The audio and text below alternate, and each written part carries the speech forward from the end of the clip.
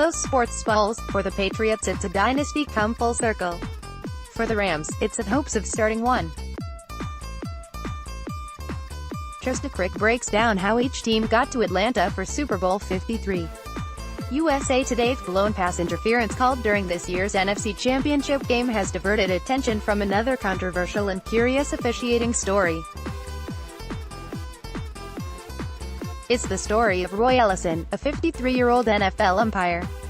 It took Ellison less than 15 years to go from officiating the Pop Warner Super Bowl to officiating the NFL Super Bowl. More, ranking the New England Patriots Super Bowl teams, which group was no. 1. More, from vegan to keto, Whole30 and more, Super Bowl party foods for popular deets. During the 2015 season, he officiated despite undergoing dialysis twice a week, sometimes on the morning of the NFL's games. He had successful kidney transplant surgery in February 2016. Roy Ellison has been unofficial in 2 Super Bowls over his 16-year career in the NFL. Photo, Rick Osentowski, AP. He has drawn high praise from Scott Green, executive director of the NFL Referees Association.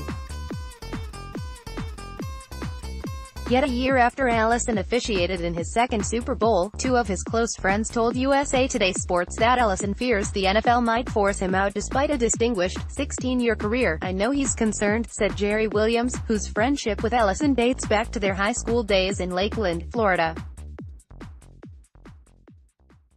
"You got a guy that has his career and future in jeopardy." Despite officiating in Super Bowl XIII in 2008 and Super Bowl LII in 2018, Ellison is likely best known among NFL fans for something less exalted. Buffalo Bills defensive end Jerry Hughes accosted Ellison on deck 2 after the Bills lost to the Miami Dolphins 21-17. Television cameras captured the moment and the video went viral. "You called me a expletive," Hughes hollered at Ellison inside the concourse of the Hard Rock Stadium in Miami. I'll catch you, guaranteed." 2 days later, the NFL put Ellison on administrative leave for a week and fined him a $9,300 game check. It was the second time in 5 years the league has disciplined Ellison for allegedly directing derogatory language at a player. Shannon Sharpe, the Hall of Fame tight end, is among Ellison's supporters. They played football together at Savannah State, where in 1986 Sharpe was a freshman wide receiver and Ellison was a senior offensive lineman who occasionally carried a briefcase to class. "I've always thought of all the guys that I've played with, the guy that I thought would be most professional in a professional environment is him," Sharpe said. "So am I surprised? Yes, I don't believe Ellison would have put himself in that situation, but criminal records suggest Ellison has struggled with his anger."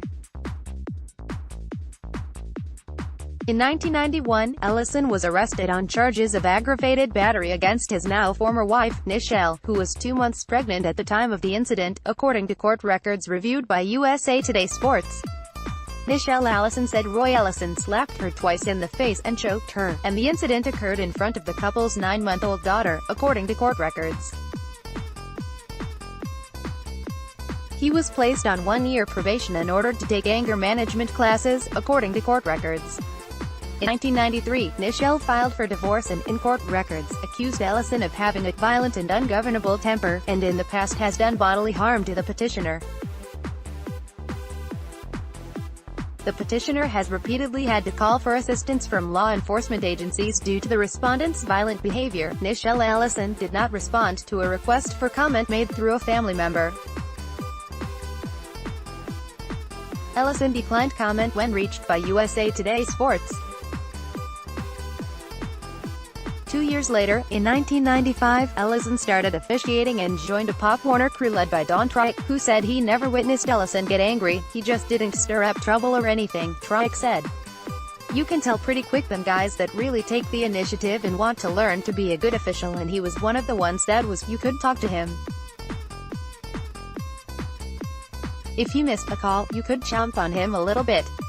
He'd learn from his mistakes and become better and better and better." Quickly Ellison climbed the ranks. From Pop Warner to high school to college, Mid-Eastern Athletic Conference and Conference USA, and then in 2003, only 8 years after he first put on a officiating uniform, onto the NFL, unwanted scrutiny arrived in 2013, when Ellison was suspended for 1 game without pay for making what the league called a profane and derogatory statement toward Washington Redskins offensive lineman Trent Williams.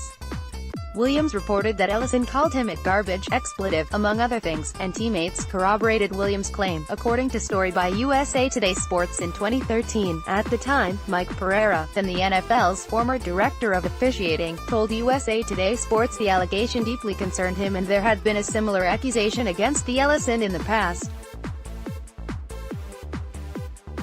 Pereira, now an NFL rules analyst for Fox Sports, was unavailable to be interviewed, said Carmen Chavez of Fox Sports. On deck. 2. Ellison found himself back under scrutiny after Hughes' post-game verbal attack. Casey Grigley, who played football with Ellison at Savannah State, told USA Today Sports that Hughes was the aggressor. Grigley said Ellison told him he thinks Hughes targeted Ellison during the game and Hughes made contact with Ellison on one play. He said, "Man, that dude tried to hit me," Grigley said. No such play was visible on the CBS Sports telecast or the All-22 video footage used by coaches and game officials. Based on a review by USA Today Sports, Hughes declined to comment. Active NFL officials are prohibited from speaking to the news media without prior approval from the league, and efforts by USA Today Sports to speak to Ellison's current or former NFL colleagues were unsuccessful. Ellison's family members were not available for interviews, Ellison said through a friend. After Ellison's divorce from the woman he was arrested for committing aggravated battery against, he remarried and has raised the 2 children from his first marriage and the daughter of his second wife, Mia, according to Williams, who said he is the godfather of Ellison's 2 biological children. But Sharp was happy to sound off about the Ellison and share recollections of his former teammate. "He was a jokester," Sharp said. "He got along with everybody.